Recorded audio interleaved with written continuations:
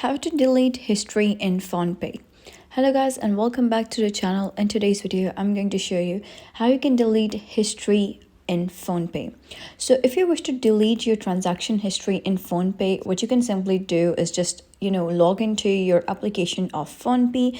Right now you can see that the application is a bit down, but if you have the application up and running, you can simply log into your account and you need to make sure that the server are performing well.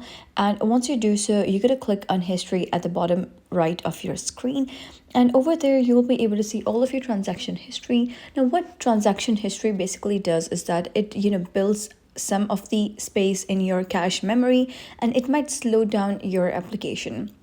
So what you can simply do is click on these three lines at the top right, and once you click on that, you'll be able to see an option that says clear history, or you can also select a time period and delete a history for that. So note that deleting history from the application is like just for the interface. If you want to get the transaction history back again, you can try contacting Phonepe application or the Phonepe website to give you a complete statement of your transaction history.